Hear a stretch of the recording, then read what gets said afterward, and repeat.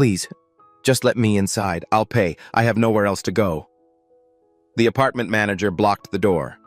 Homeless people don't get in here. Go back to the shelter where you belong. I'm not homeless. I just need... Look at yourself. Blood on your face. Clothes torn. You think I'm stupid? He spat on the ground. We don't want your kind in this building. Try the black neighborhood across town. They take in trash like you. She stumbled away, bleeding, freezing, desperate.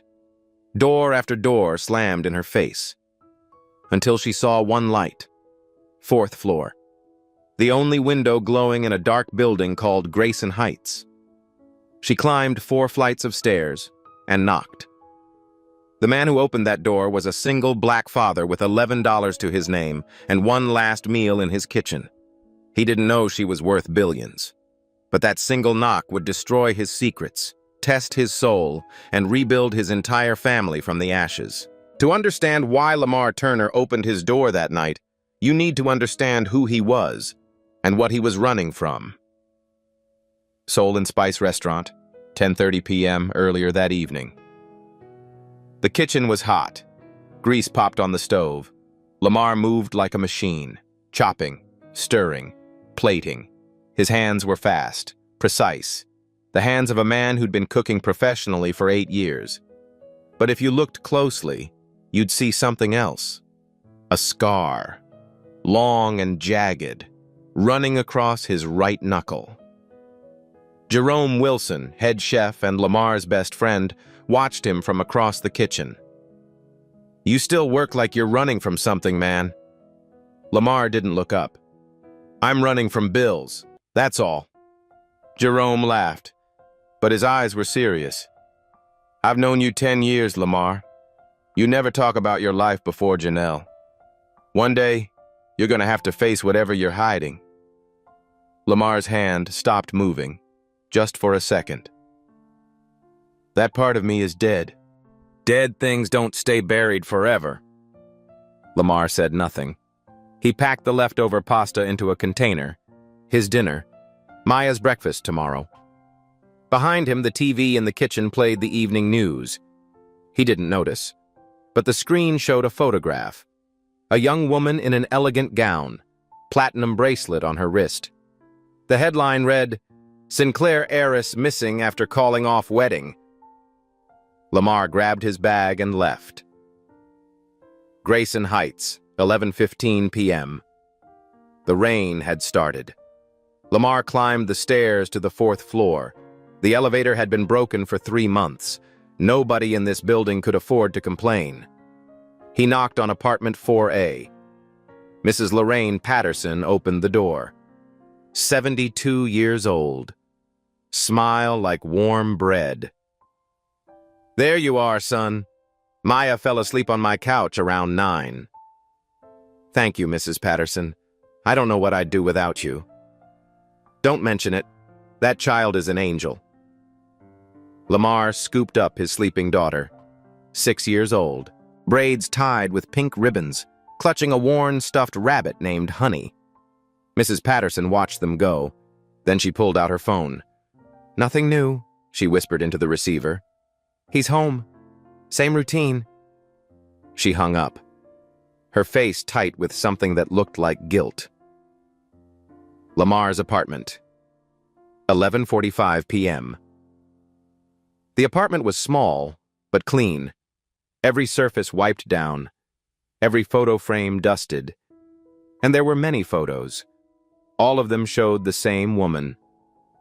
Beautiful, radiant, smiling like she held the sun in her chest. Janelle Turner, Lamar's wife. Dead 2 years now. He tucked Maya into bed, kissed her forehead. Daddy? Yeah, Princess? I dreamed about Mommy. She said she wants you to be happy. Lamar's throat tightened. Mommy always wanted me happy, baby. Maya smiled, already drifting back to sleep. Lamar walked to the kitchen, sat at the table, pulled out his wallet, $11. He stared at the stack of bills on the counter. Electric, water, medical. One envelope caught his eye. The logo read, Sinclair Medical Center, the hospital where Janelle spent her final months. The only hospital that accepted patients who couldn't pay full price. Lamar opened the container of pasta, divided it in half. One portion for him tonight, one for Maya's breakfast. This was his life now. Counting dollars, splitting meals, surviving. He touched the chain around his neck. Janelle's wedding ring hung there. He hadn't been able to take it off, not yet. His fingers found the scar on his hand, an old habit. He always touched it when the memories tried to surface. A flash of images, blood, screaming, the crack of bone, handcuffs clicking shut. Lamar closed his eyes.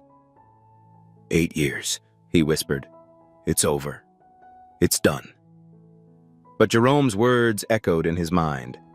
Dead things don't stay buried forever. Knock, knock, knock. Lamar's eyes snapped open. 11:52 p.m. Who would come to his door this late? He stood, walked to the door, looked through the peephole, and his blood turned cold. A woman, young, maybe 30. Her face was swollen, purple bruises around her neck, shaped like fingers. Blood dripped from a gash on her forehead. Her clothes were expensive, but torn, soaked through. Her wrist had a raw red mark, like something had been ripped away, and her eyes, God, her eyes. They were the eyes of someone who had nowhere left to run. Please, she whispered through the door. He's coming for me. Please help me. Her legs buckled. She collapsed against his door. Lamar looked at her, looked at Maya's bedroom door. His hand found the scar on his knuckle. Every instinct told him to walk away. Call the police. Don't get involved. But then he saw the bruises again. Someone had done that to her. Someone had wrapped their hands around her throat and squeezed. Lamar knew that kind of violence. He'd been capable of it once. He opened the door.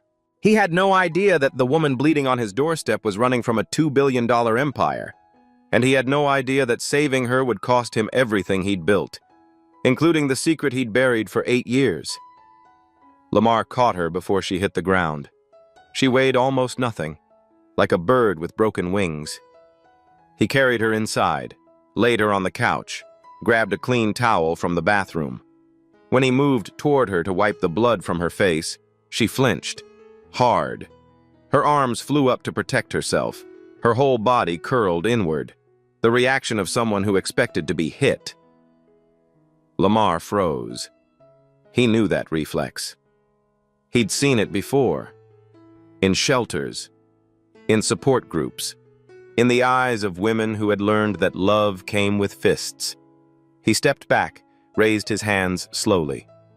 I'm not going to hurt you, he said softly. I don't hit women. Ever. I won't touch you unless you say it's okay. The woman opened her eyes, wild, terrified. But something in his voice made her pause.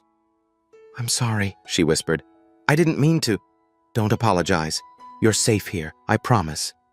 She studied his face, the small apartment, the photos of Janelle everywhere. Something in her shoulders released, just a fraction. Thank you, she breathed. Thank you. Mrs. Patterson appeared in the doorway. She'd heard the commotion. Come to investigate. When she saw the woman on Lamar's couch, her expression flickered, just for a moment. Recognition? Fear? It was gone before Lamar could name it. Lord have mercy, Mrs. Patterson said. What happened to this poor child? Someone beat her. She showed up at my door. Did you call the police? The woman's eyes went wide with terror. No! She grabbed Lamar's arm. Her grip was surprisingly strong. No police, please, he'll find me. He has people everywhere. Lamar and Mrs. Patterson exchanged a look. Okay, Lamar said. No police, not tonight. Mrs. Patterson moved closer, studied the woman's face. Something passed behind her eyes, something calculating. "Let her stay here tonight," Mrs. Patterson said. "I'll bring some bandages and clean clothes. We can figure out the rest in the morning." "Thank you," the woman whispered.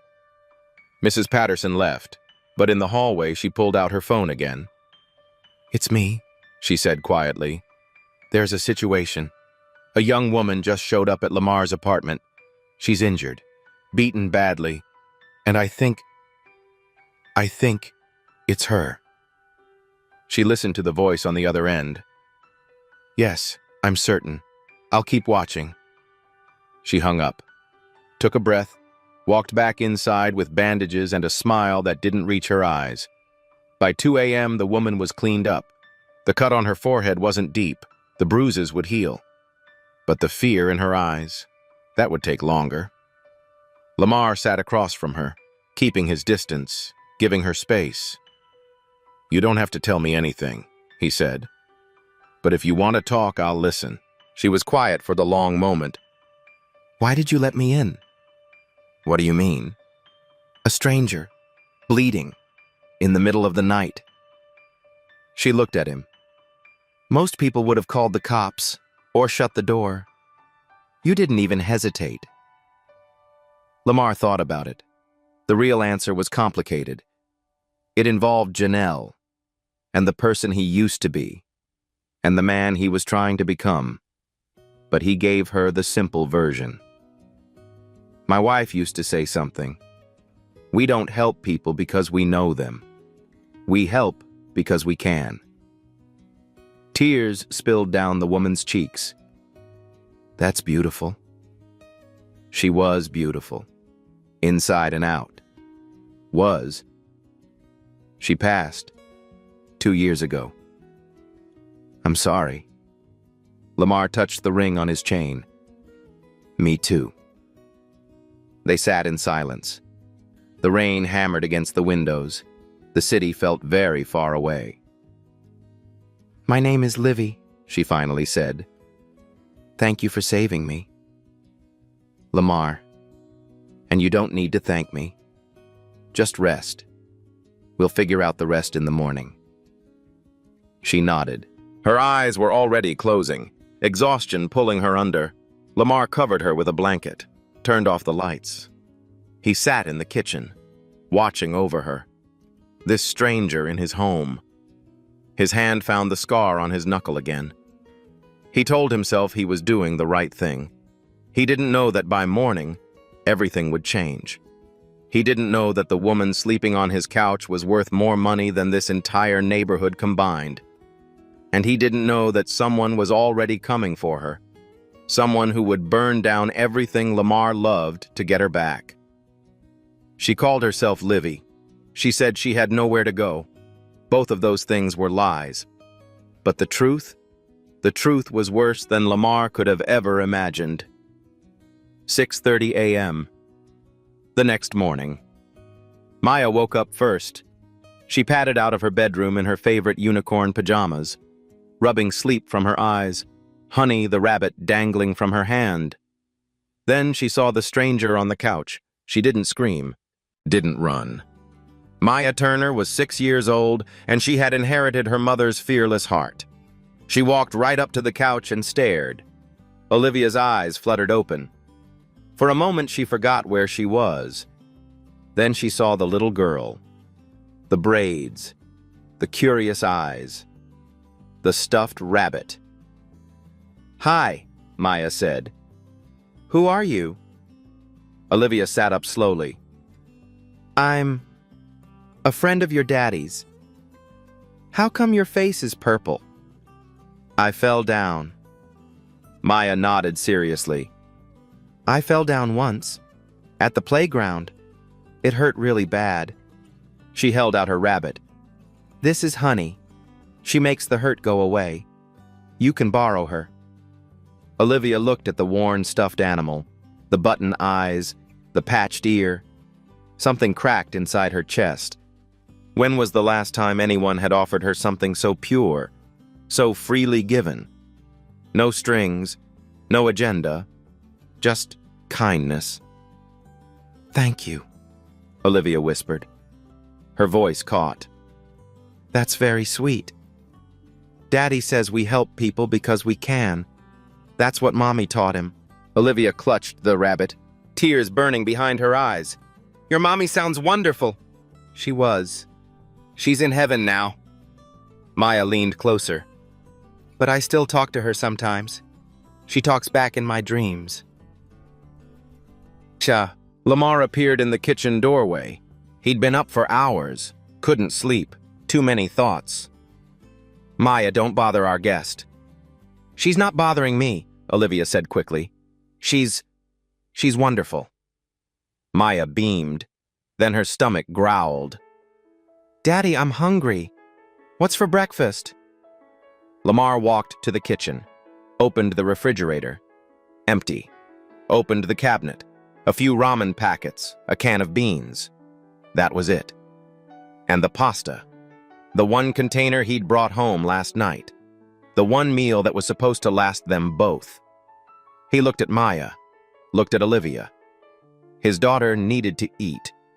But their guest hadn't eaten in God knows how long, the way she'd looked at that couch, like she hadn't slept somewhere safe in weeks. Lamar made his decision. He heated up the entire container of pasta, split it onto 2 plates, one for Maya, one for Olivia. Nothing for himself. He brought the plates to the table. Eat up, princess. Maya dug in happily. Olivia stared at her plate, then at the empty kitchen, then at Lamar, who was drinking black coffee. No food. This is yours, she said. This is your food. I already ate. No, you didn't. Lamar said nothing. Olivia looked at the tiny apartment, the bills on the counter, the empty refrigerator, the single father who had just given away his last meal. Why? She whispered. You don't even know me. You needed it more. But your daughter... I'll figure something out, I always do. Olivia's hands trembled. She picked up the fork, took a bite, and cried. She couldn't help it. The tears just came. This man had nothing. $11 in his wallet, a child to feed, bills he couldn't pay, and he'd given her everything. She'd spent her entire life surrounded by wealth, billionaires, power brokers, people who had everything. Not one of them had ever sacrificed anything for her. Not one. I'm sorry, she said, wiping her face. I don't know why I'm crying. It's okay, Lamar said. Sometimes kindness breaks us open, means we've been closed for too long. Maya looked up from her plate. Don't cry, Miss Livy. Daddy's food is really good. You should smile. Olivia laughed through her tears. You're right. I should smile. After breakfast, Lamar checked his wallet again. $11. Enough for groceries if he was careful.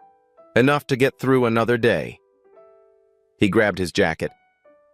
I need to run to the store. Maya, stay with Miss Livy. Can you do that? Maya nodded enthusiastically. We're gonna play dolls. Olivia felt a flash of panic.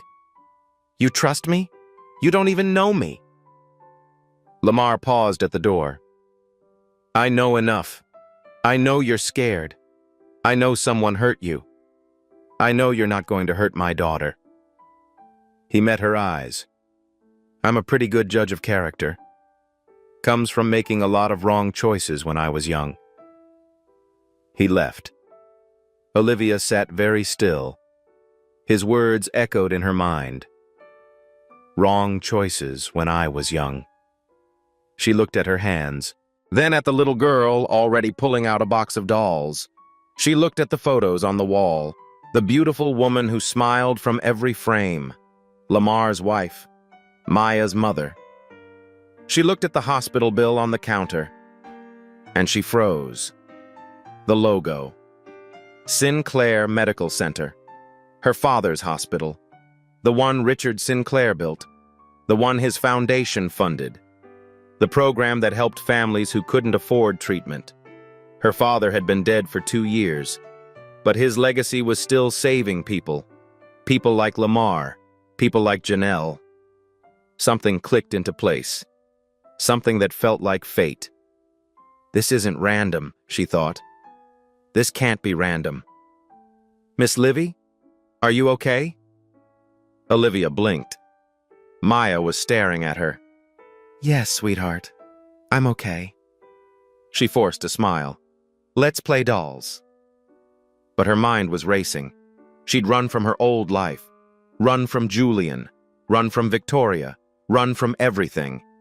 And somehow, she'd ended up here, in the home of a man whose wife was saved by her father's hospital. Coincidence? Or something else entirely? She didn't have time to answer, because right now, somewhere in the city, Julian Mercer was hunting for her, and he was getting closer. She thought she'd escaped. She thought she was safe. But the man who'd hurt her was already on his way, and he wasn't coming alone. Day 2, 4:30 p.m. Mrs. Patterson sat in her apartment. TV on, volume low. She was waiting. She'd made 3 calls in the past 24 hours, each one more urgent than the last. On the screen, the news anchor was speaking. The search continues for Olivia Sinclair, the 30-year-old heiress to Sinclair Holdings. Miss Sinclair has been missing for 72 hours after reportedly calling off her engagement to Julian Mercer. Mr. Mercer has offered a substantial reward for any information leading to her safe return. A photograph filled the screen. Olivia Sinclair, in a silk gown, diamond earrings, platinum bracelet on her wrist. She looked like a princess. Mrs. Patterson heard footsteps on the stairs. She turned. Olivia was coming down from Lamar's apartment. Their eyes met. Mrs. Patterson looked at the TV, looked at Olivia. "You're her," Mrs. Patterson whispered. "You're Olivia Sinclair." Olivia's face went pale. She turned, started to run. "Wait!" Mrs. Patterson grabbed her arm. "I'm not going to turn you in, but you need to tell Lamar the truth." "I can't. If he knows who I am, he deserves to know. That man has given you everything he has. His food, his home, his trust." Mrs. Patterson's eyes were hard. "Don't repay him with lies." Olivia pulled away, disappeared upstairs. Mrs. Patterson watched her go. Then she pulled out her phone. "She's definitely the Sinclair girl. What do you want me to do?" Olivia isn't homeless. She's running from something. That night, 8:00 p.m. Lamar came home to find Olivia sitting in the dark. "Everything okay?" She didn't answer. Her face was wet with tears. "Livy? That's not my real name." Lamar set down his bag, sat across from her, waited. "My name is Olivia. Olivia Sinclair." The name meant nothing to him. He didn't follow rich people's drama. "Sinclair Holdings," she continued. "My father built it. $2.3 billion. When he died 2 years ago, I inherited everything." Lamar's eyebrows shot up. "You're a billionaire?" "On paper. In reality, I'm a prisoner." She met his eyes. "My stepmother controls the company until I get married or turn 31. My ex-fiancé is the man who gave me these bruises, and right now both of them are hunting me." Silence filled the room. "Why didn't you tell me?" "Because everyone I've ever trusted used me. For my money, for my connections, for access to my name." Her voice cracked. "When you opened your door, you didn't know who I was. You helped me because I was hurt, not because I was rich." Lamar was quiet for a long moment. "So what happens now?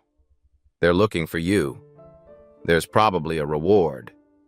Olivia flinched. "How much do you need? Whatever it is, I can—" "Stop." She stopped. "I told you before, I don't sell people." Lamar leaned forward. I don't care if you're worth $2 or $2 billion. You needed help. That's enough for me. Olivia stared at him. In her entire life, she'd never met anyone like him. Why? She whispered.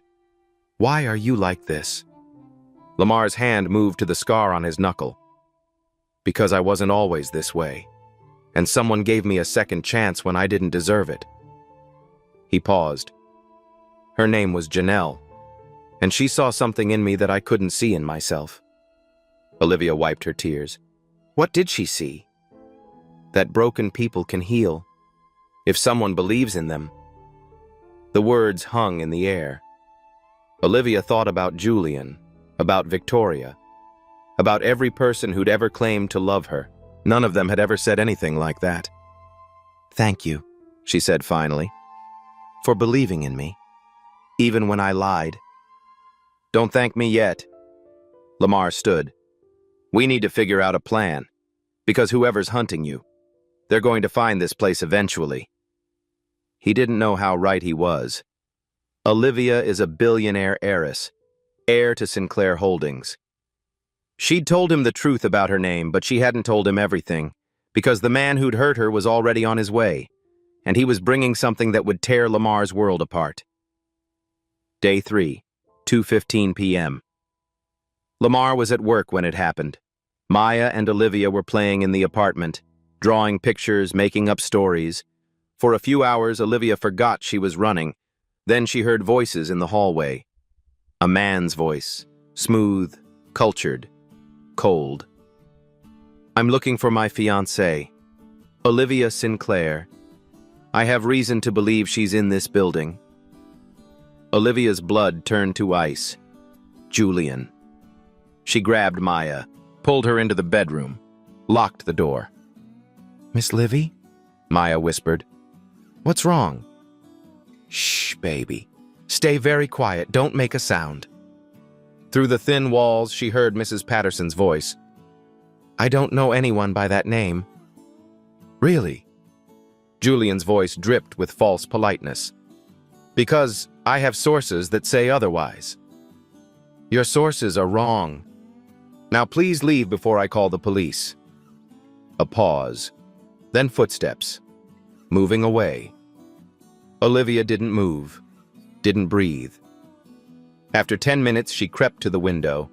Julian was getting into a black car, but before he did, he looked up, directly at the 4th floor, directly at her window, and he smiled. On his wrist, she saw something that made her stomach turn. Her platinum bracelet, the one he'd ripped from her arm the night she ran.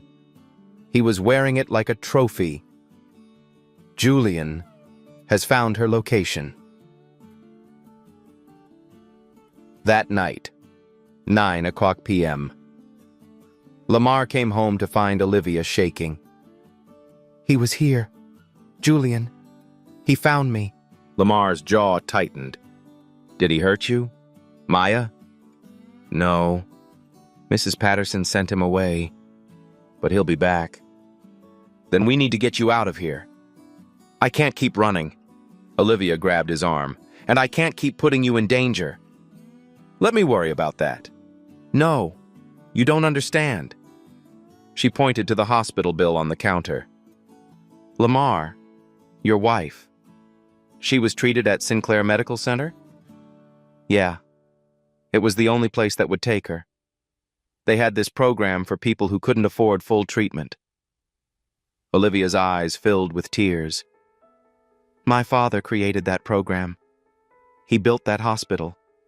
He believed everyone deserved care, regardless of money. She paused.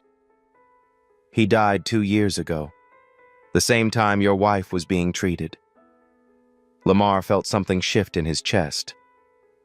Your father saved Janelle? His program gave her 6 more months.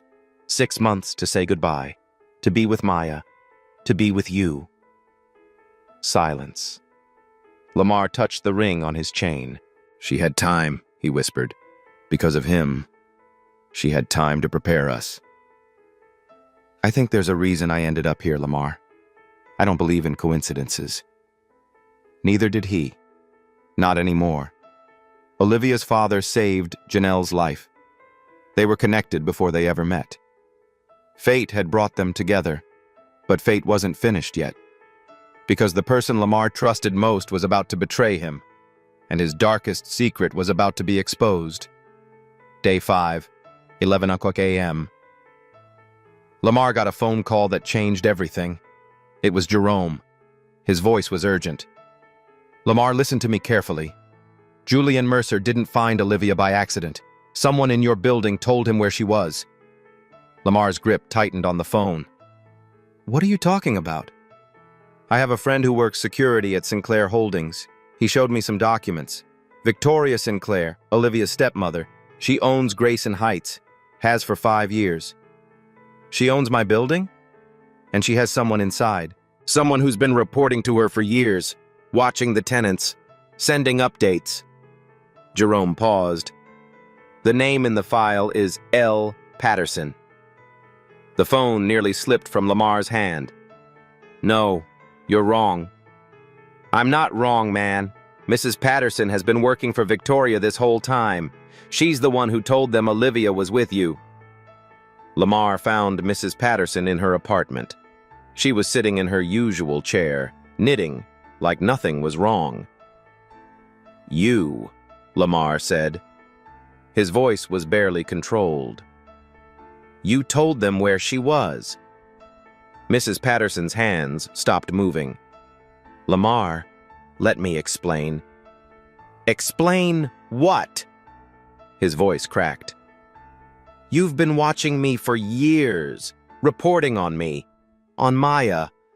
And when Olivia showed up, you sold her out. Mrs. Patterson started to cry. They threatened to evict everyone. Victoria owns this building. If I didn't cooperate, she was going to throw all of us out on the street. You, Maya, everyone. So you chose to betray us instead? I chose to protect you. I thought if I gave them small things, they'd leave us alone. I never thought anyone would get hurt. Olivia almost died because of you. I know. Mrs. Patterson's voice broke. I know. And I'm sorry. I was scared. I've lived alone for 40 years.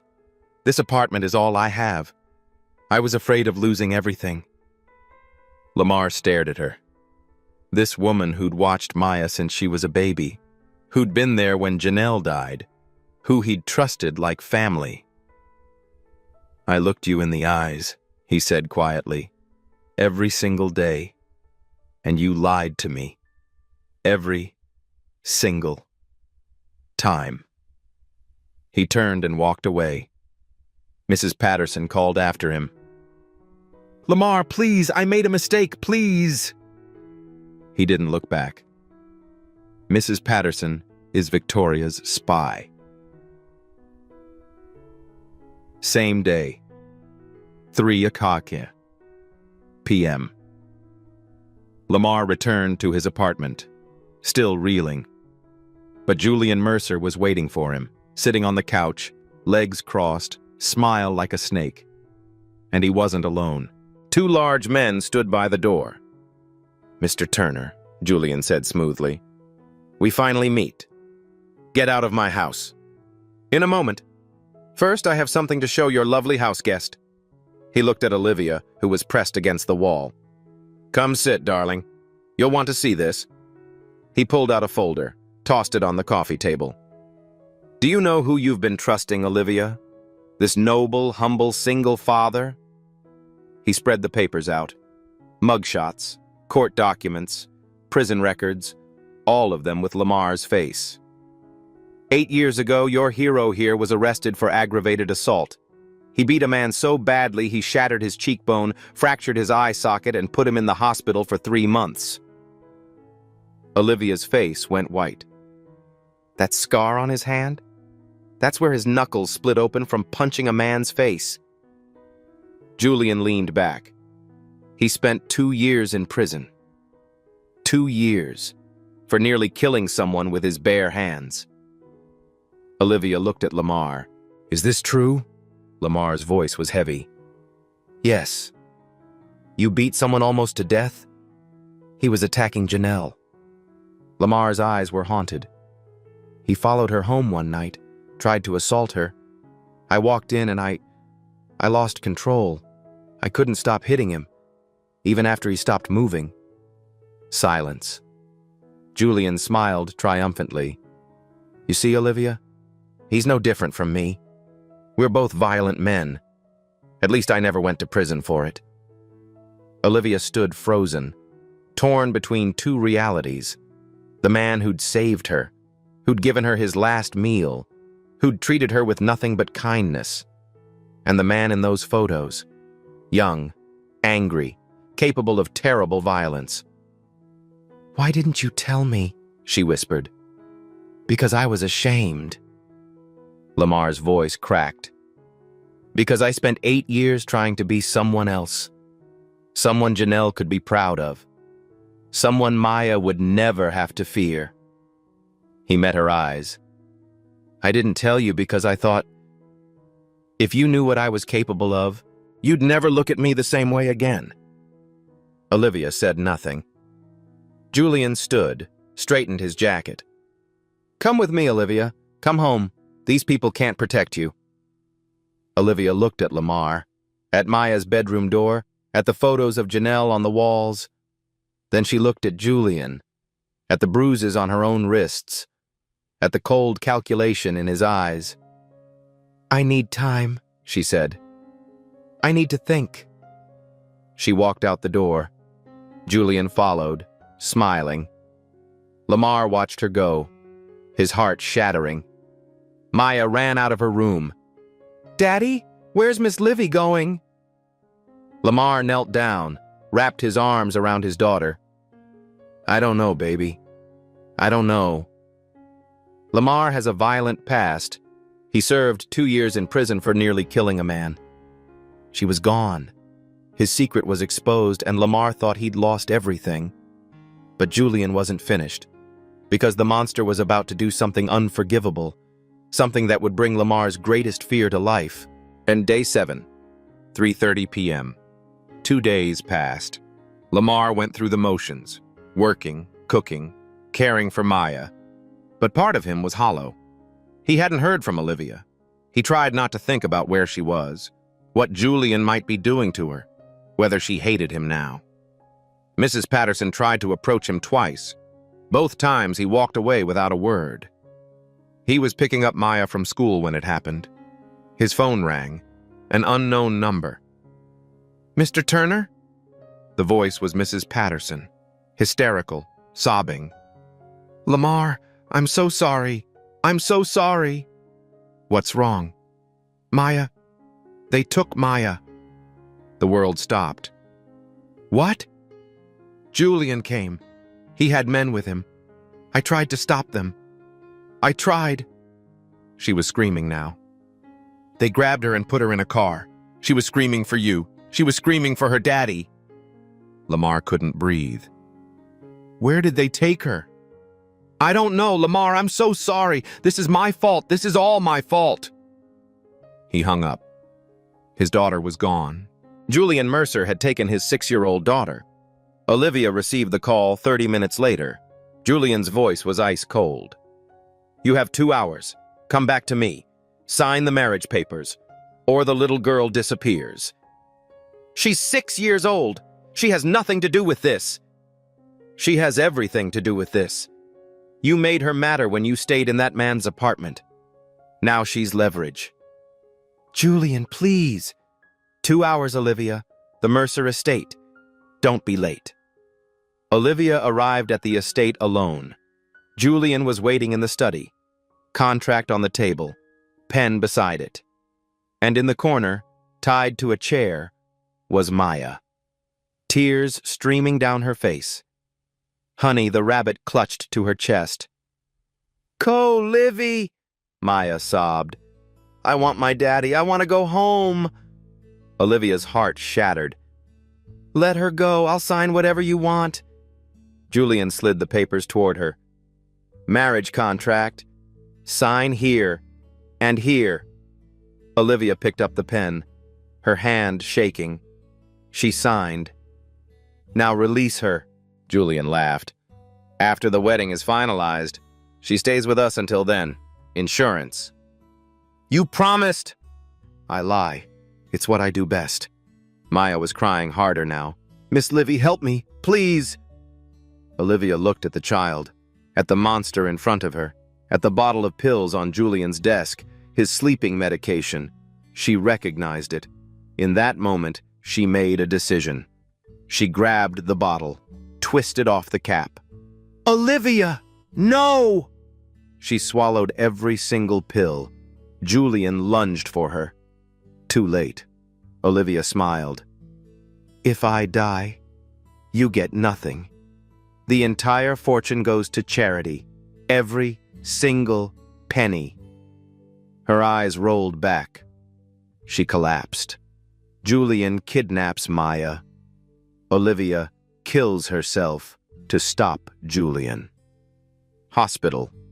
6:00 p.m. Detective Amanda Collins delivered the news.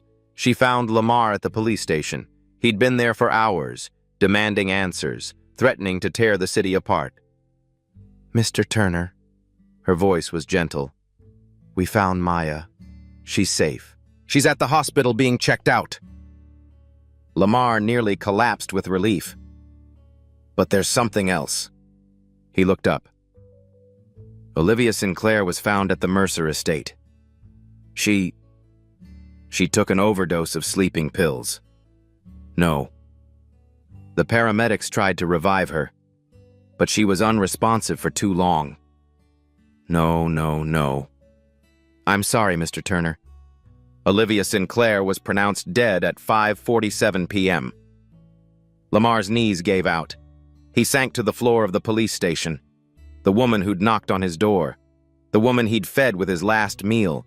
The woman who'd made him feel something he hadn't felt since Janelle died. Gone. Maya ran to him from down the hallway, threw her arms around his neck. Daddy! Daddy, I was so scared! Lamar held his daughter, and for the first time since Janelle's funeral, he cried. Deep, racking sobs, the kind that tear you apart from the inside. I'm sorry, he whispered. To Maya, to Olivia, to Janelle, to everyone he couldn't save.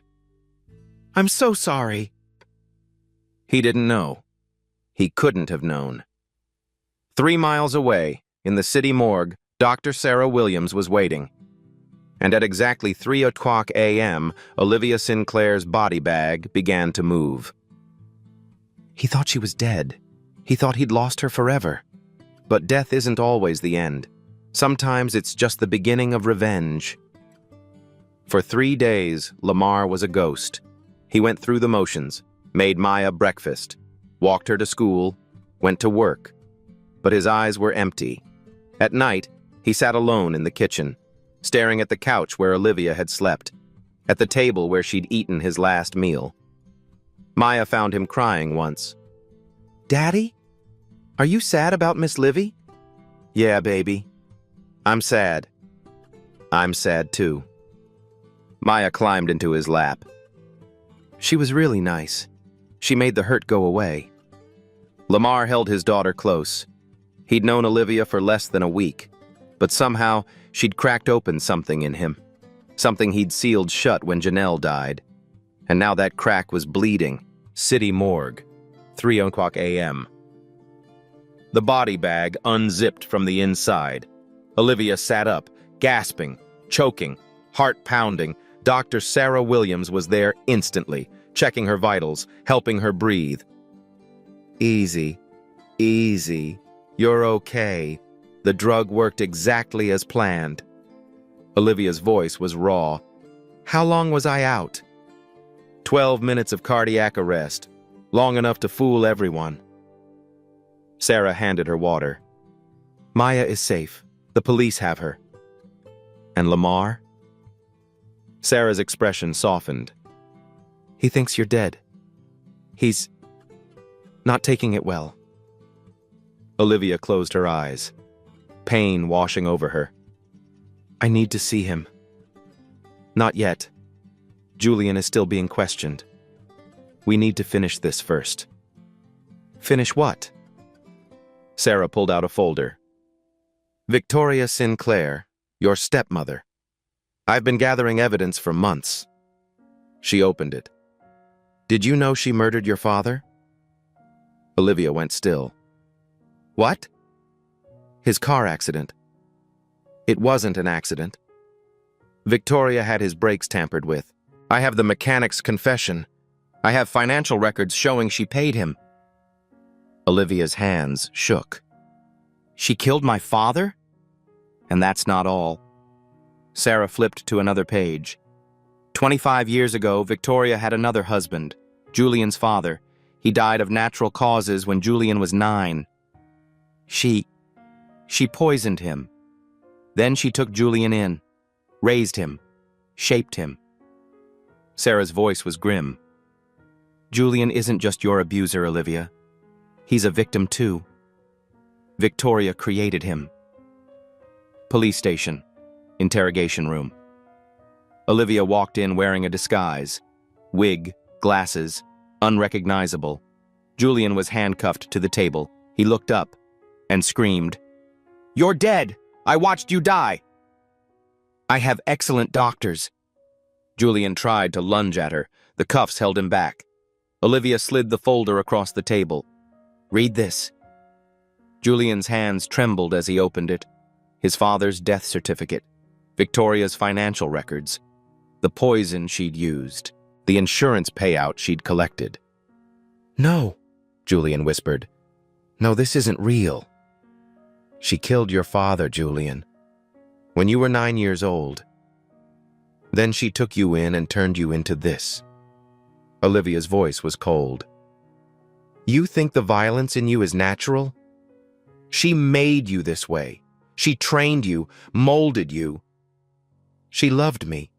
She raised me.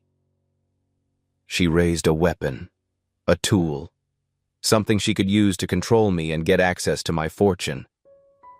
Julian was shaking now, his whole body trembling. I didn't know. I swear I didn't know. I believe you. Olivia leaned forward. But that doesn't excuse what you did to me. The bruises, the broken bones, the terror. I know. I know it doesn't. You're going to prison, Julian. For kidnapping Maya. For assault. For everything. He nodded.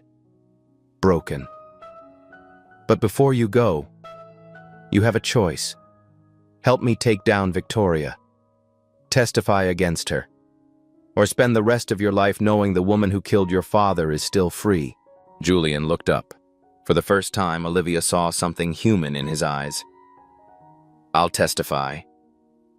The monster had become human. The dead had come back to life. And now there was only one person left to face. The woman who had orchestrated everything from the beginning. Victoria Sinclair's estate, 8:00 p.m. Victoria was packing when they came for her. Suitcases full of cash, fake passports, an escape plan 20 years in the making. But she wasn't fast enough. Olivia walked through the front door. Behind her, Lamar, Julian, Detective Collins, a full police squad. It's over, Victoria. Victoria's eyes narrowed. You're supposed to be dead.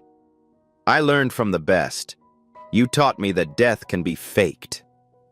Victoria laughed, bitter, venomous. You think you've won? You think any of this matters? She reached into her jacket, pulled out a small revolver. I built this family. I made the Sinclair name worth something, and I'll burn it all down before I let you take it from me. But she didn't aim at Olivia.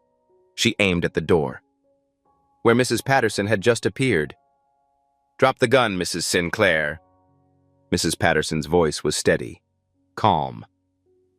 It's over. You. Victoria's voice dripped with contempt. You useless old woman. I should have disposed of you years ago. You should have, but you didn't. Victoria raised the gun.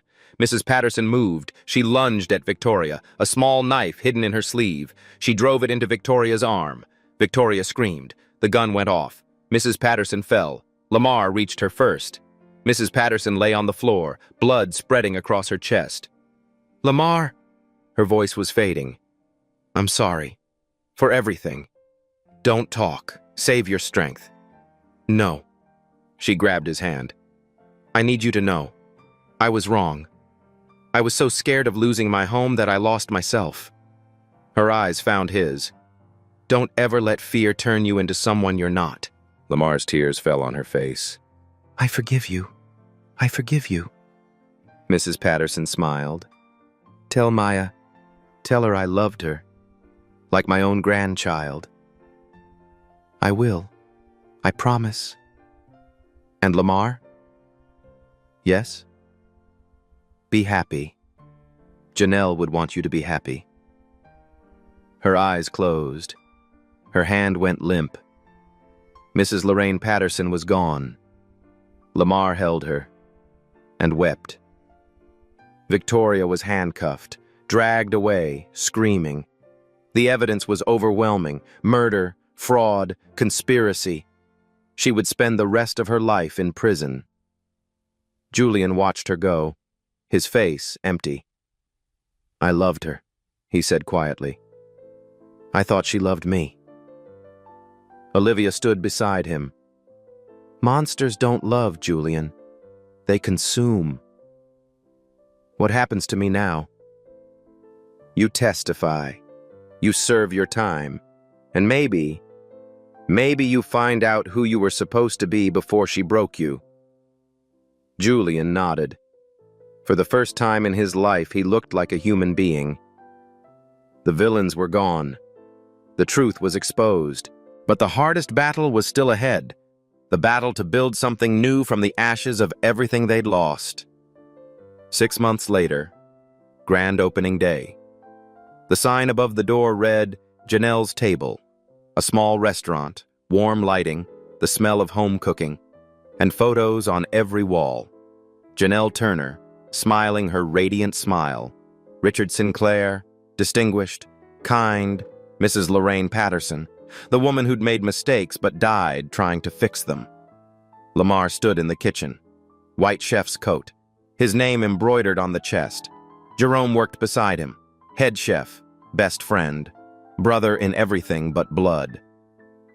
Maya ran through the dining room, helping set tables, Honey the rabbit tucked under her arm. And Olivia, standing at the hostess stand, welcoming guests, smiling like she'd finally found where she belonged. The door opened. Julian walked in. He was wearing a prison jumpsuit, handcuffs on his wrists, 2 officers escorting him. The room went quiet. "I asked for 5 minutes," Julian said, "before I start my sentence." Lamar nodded. "Speak." Julian looked at Olivia. "I don't deserve forgiveness. I know that. What I did to you, there's no excuse." He swallowed hard. "But I want you to know, I'm going to spend every day trying to be different. In prison, I'm starting a program for men like me. Men who were taught that violence was love. Men who need to learn another way." Olivia studied him. "That's a start." "It's all I have." He turned to leave, then stopped. "Take care of her," he said to Lamar. "She deserves someone good." Lamar nodded. "I know." Julian was led away. The door closed behind him. At night. Rooftop of Grayson Heights. Lamar and Olivia sat side by side, the city spread out below them, stars above. Lamar held the chain around his neck, Janelle's ring. "She told me something once," he said. "She said, if I go first, don't turn your heart into a museum. Let it be a home." He unclasped the chain, held the ring in his palm. "I'll always love her. She made me who I am." "I know," Olivia said softly. "But I love you too." He met her eyes. "You knocked on my door bleeding and broken. You brought chaos and danger and everything I didn't want. But you also brought light. You made me feel alive again. Olivia's eyes filled with tears. I'm terrified, she whispered. Everyone I've ever loved has hurt me. I won't hurt you. I promise. He took her hand. Stay. Build something with me. Not because of money or power or any of that, just stay. Olivia looked at him. This man who'd given her his last meal, who'd faced his demons to protect her, who'd loved her before he knew her name. I'll stay, she said. They kissed. And somewhere Lamar was certain Janelle was smiling. 1 year later. The apartment was bigger now, nicer, but still in Grayson Heights. Olivia had bought the building, turned it into affordable housing, made sure no one would ever be evicted for being poor. At dinner, Maya looked up from her plate. Miss Livy? Are you my new mommy? Olivia's breath caught. Do you want me to be? Yes, but Honey says you have to promise to stay forever. I promise. Maya smiled. Okay then.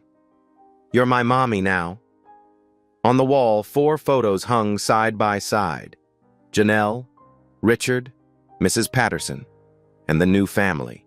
Lamar, Olivia, and Maya, past and present, loss and hope, endings and beginnings, together. That night, when the knock came, Lamar could have ignored it. He could have kept his last meal for himself.